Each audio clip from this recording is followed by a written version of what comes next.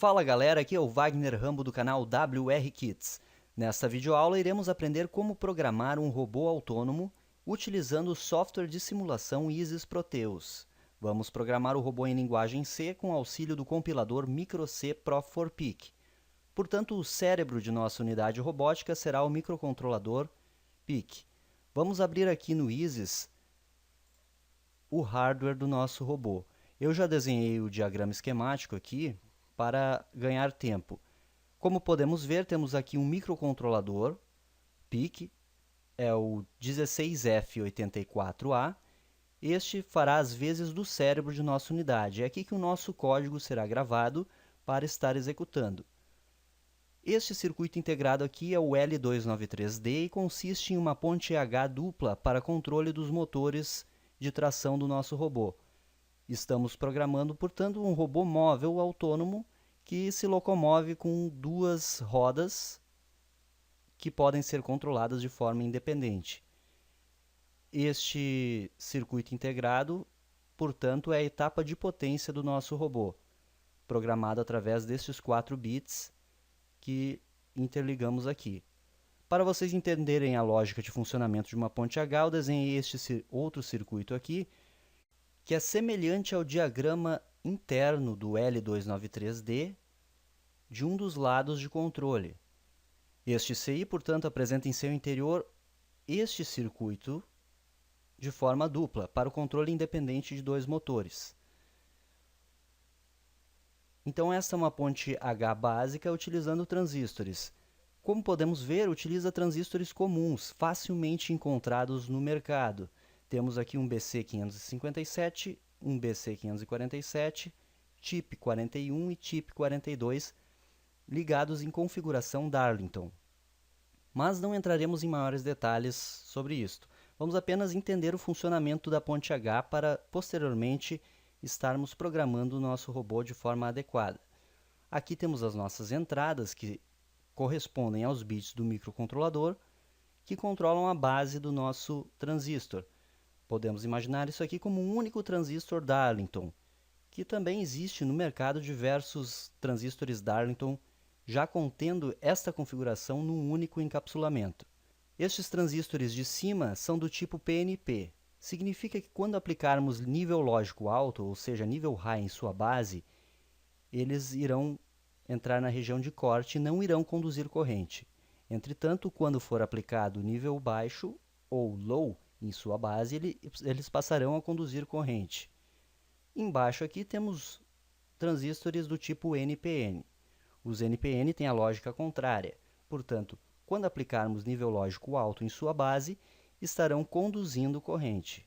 Quando aplicarmos nível lógico baixo, eles entrarão na região de corte e não conduzirão. Vamos simular este circuito para entender o seu funcionamento. Damos um play aqui. Quando aplicamos nível baixo nas duas entradas, o motor estará parado, porque este par aqui estará conduzindo e este aqui também, pois são PNP, mas estes dois não, pois são NPN. Se aplicarmos um, o motor gira no sentido horário. Significa que temos condução neste par aqui, e como este lado estamos com um nível baixo, este par aqui está conduzindo. Significa que a corrente irá circular neste sentido aqui, fazendo o motor girar no sentido horário.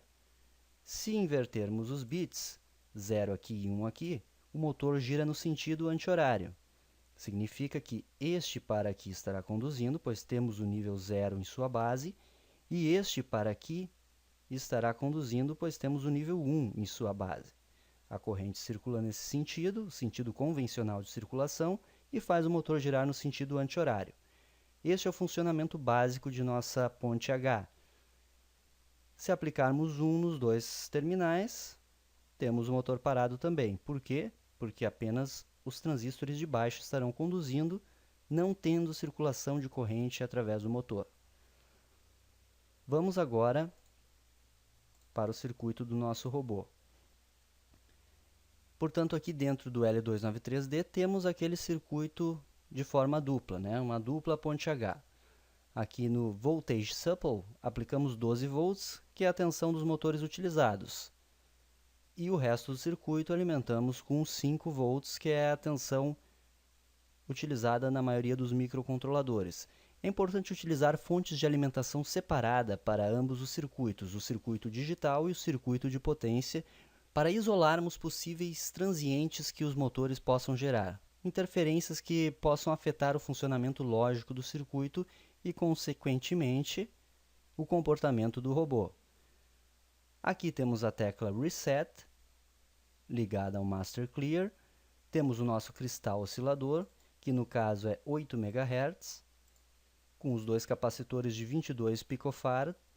E temos aqui os dois sensores. Estes sensores estão representados com chaves que podem ser utilizados na prática: bumpers de colisão, sensores infravermelhos, sensores de ultrassom, o que você preferir. Temos, portanto, essa configuração ligada em chaves que, quando a chave é ativa, insere o nível lógico baixo nestas duas entradas. Como podem ver, R2 e R3 de 10 kΩ são resistores de pull-up e mantêm as entradas em nível alto sempre que as chaves ou os sensores não estão ativos.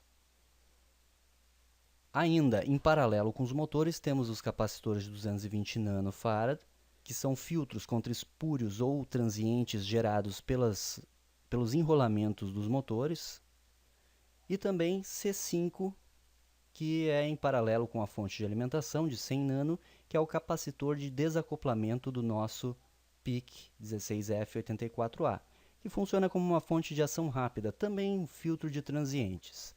Entendido o funcionamento do hardware do nosso robô, vamos iniciar a programação do mesmo. Vamos abrir o Micro-C Pro4PIC para programar o nosso robô. Este é o compilador que iremos utilizar. Eu já iniciei aqui um novo projeto.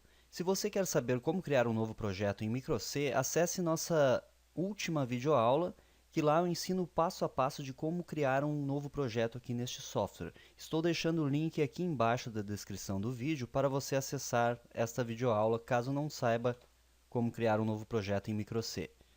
Essa é a nossa função principal, a void main. O ideal para estar programando um robô é criar subrotinas, ou seja, são funções que irão facilitar a vida do programador na hora de configurar o robô. Vamos criar então as subrotinas do robô. Como são funções que não retornam valores, serão do tipo void.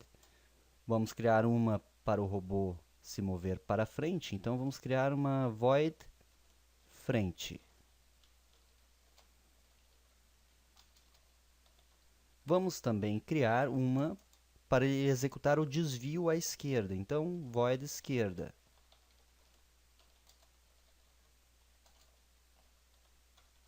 E uma terceira subrotina ou função, void direita, que irá executar o desvio à direita. O que isso significa? A função para frente vai mandar o nosso robô se mover para frente. Quando ele encontrar um obstáculo em seu caminho, ele terá que tomar a decisão de desviar ou à esquerda ou à direita. Essa decisão será tomada de acordo com o sensor que detectou o obstáculo. Vamos abrir aqui rapidinho o hardware de novo. Temos aqui o sensor esquerda e o sensor direita. Quando o sensor da esquerda for acionado, significa que o nosso robô detectou um obstáculo à esquerda. A melhor alternativa, portanto, é executar um desvio à direita, que se o sensor da direita não detectou nada, significa que o caminho está livre. Portanto, executando um desvio à direita, o robô estará desviando este obstáculo. A mesma análise inversa é válida. Se o sensor da direita for acionado, o obstáculo está à direita. Ou seja, o robô deverá executar um desvio à esquerda, procurando um novo caminho. Continuando aqui na programação,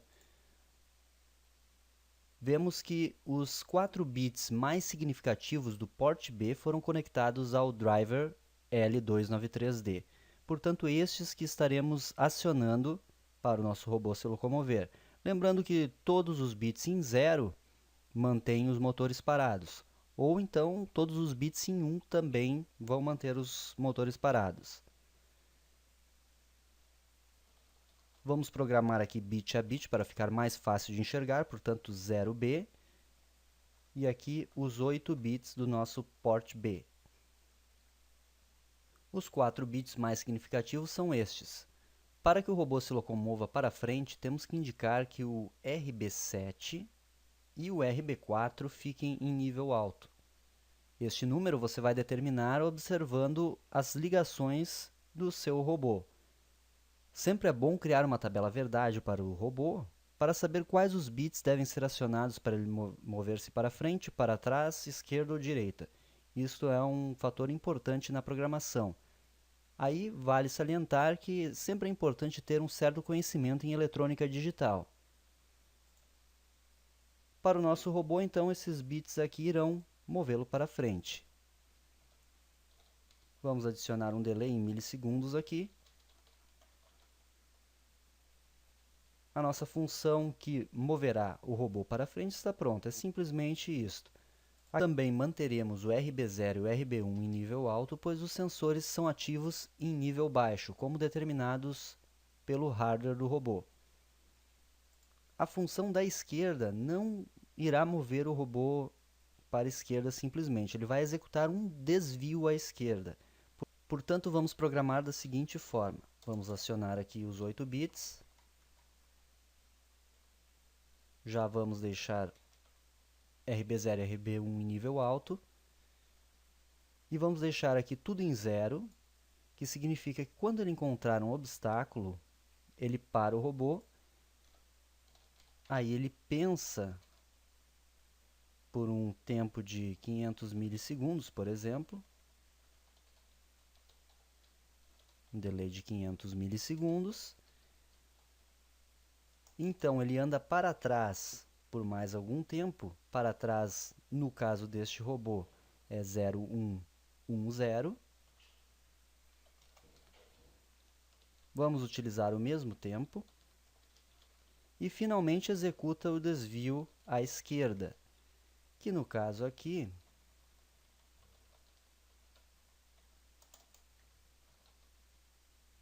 será igual a 0101. E vamos utilizar um delay de 300 milissegundos.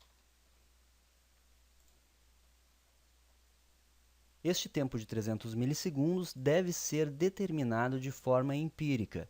Isto significa que teremos que ver pelo hardware como o robô irá se comportar, que dependendo da estrutura utilizada, da mecânica de nossa unidade, seja necessário um tempo maior de desvio para que o robô movimente-se totalmente para a esquerda como deve ser, ou até um tempo menor. Vamos utilizar esses 300 milissegundos que deve funcionar no caso desta unidade. A função da direita é mesmo o contrário. Vamos, portanto, só copiar aqui e inverter os bits. Aqui está correto. Encontrando um obstáculo à direita, o robô para por este tempo, anda para trás, também por meio segundo, e executa o desvio à direita, que basta negar estes bits aqui, ou seja, o que é 0101 virou 1010. Estes valores foram selecionados, novamente repetindo, né? Estes valores foram selecionados a partir da tabela verdade que criamos para o nosso robô. De robô para robô podem mudar estes bits aqui. Com as 3 funções de controle criadas, vamos declarar o protótipo delas aqui em cima.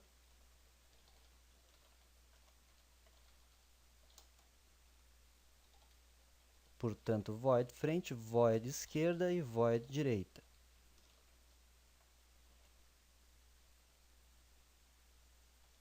Vamos utilizar uma diretiva para facilitar aqui. Define S direita para o sensor da direita. Vamos ver em que pino ele está. O sensor da direita está no RB1 e o da esquerda está no RB0. Então, define S direita, vamos colocar no RB1, port B.RB1. E o define S esquerda estará no RB0.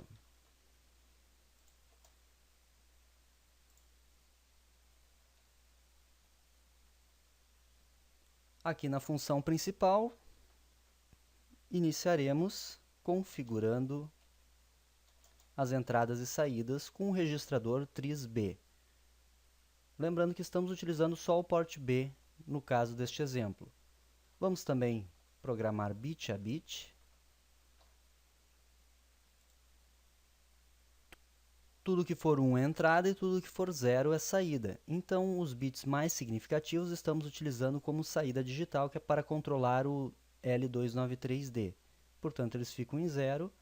E os dois menos significativos aqui, o RB0 e o RB1, temos que colocar em 1, pois são as entradas digitais, os nossos sensores utilizados. Sobrou ainda no port B os pinos RB0 e RB3. Estes podem ser utilizados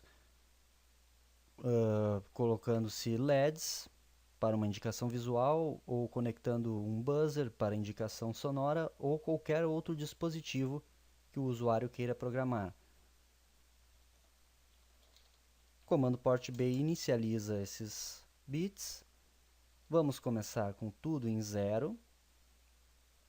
E aqui deixaremos em 1, pois os sensores são ativos em 0. Laço infinito while.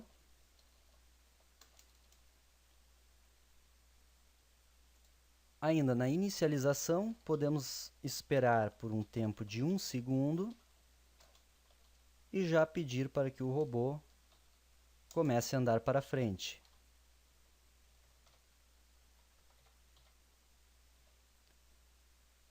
Estes comandos serão executados tão logo eu ligar o meu robô, portanto. Então, ele aguarda um tempo de 1 segundo e começa a andar. Aí entramos no laço de repetição while e vamos testar os nossos sensores. Para executar o teste, utilizamos o comando if. Então, se o sensor da direita for igual a 0, que significa que ele foi acionado,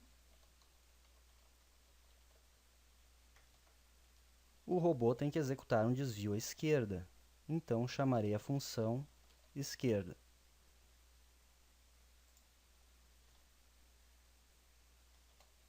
Se o sensor da esquerda for igual a 0, que significa que ele foi acionado, vamos chamar a nossa função direita, que faz o robô executar o desvio à direita. O funcionamento básico já está programado. Vamos compilar o código aqui em Build, ou Ctrl F9. Compilou sem nenhum erro. Vamos abrir aqui o nosso circuito de simulação. Duplo clique no microcontrolador.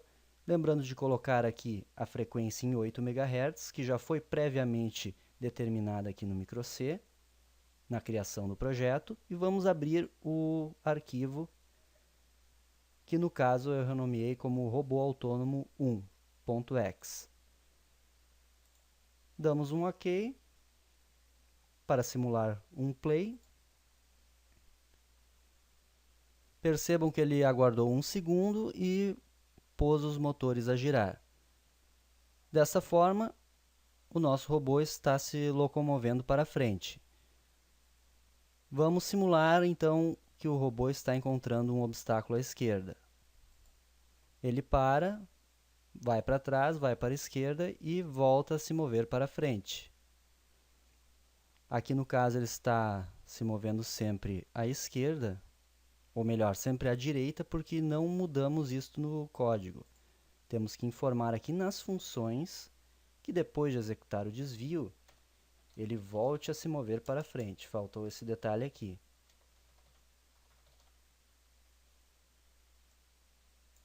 Nas duas funções de desvio, então, vamos informar que após efetuar o desvio, ele volte a andar para frente, com o comando 1001 aqui nos bits mais significativos do port B. Compilar novamente. Vamos simular para ver se funcionou. Abrindo aqui o nosso circuito de simulação, damos um play. Ele espera um segundo e o robô move-se para frente. Se encontrou um obstáculo à esquerda, ele para, vai para trás, desvia à direita e continua seguindo em frente. Se encontrou um obstáculo à direita, ele para, vai para trás, desvia à esquerda e continua seguindo em frente. Então, a princípio, o nosso código está funcionando e este robô já tem a característica de autônomo. Consegue se locomover detectando obstáculos e executando os desvios corretos, tomando as decisões. Vamos mudar os tempos aqui nas funções só para poder enxergar o posicionamento dos motores de forma mais clara. Vamos colocar 1 segundo aqui em cada passo para que fique bem entendido. Todos 1 segundo. Lembrando que todos estes tempos têm que ser determinados de forma empírica, então só testando a unidade robótica na prática mesmo para arbitrar os melhores tempos, para desvio, para recuo, enfim. Vamos compilar. Sem nenhum erro, simular de novo, espera um segundo, começa a se mover para frente, detectou um obstáculo à esquerda, ele para, desvia vai para trás, desvia à direita e volta a se mover para frente. Detectou um obstáculo à direita, ele para, vai para trás, desvia para a esquerda e volta a se mover para frente. Como podem ver, a programação básica de um robô autônomo é esta aí. Para o desenvolvimento do hardware da unidade, o hardware mecânico, você pode utilizar kits prontos, pode utilizar motores com caixa de redução, pode utilizar servomotores convertidos para rotação contínua. Por exemplo, aqui no site da nossa empresa wrkits.com.br você encontra o artigo ensinando a converter os servos de parabólica para servos de rotação contínua, que você poderá aproveitar aqui as caixas de redução destes dispositivos para utilizar em suas unidades robóticas. Então aqui tem todo o passo a passo de como estar adaptando e convertendo este servo para aproveitá-lo na locomoção de robôs móveis. Entre diversos outros artigos que você pode conferir em wrkits.com.br.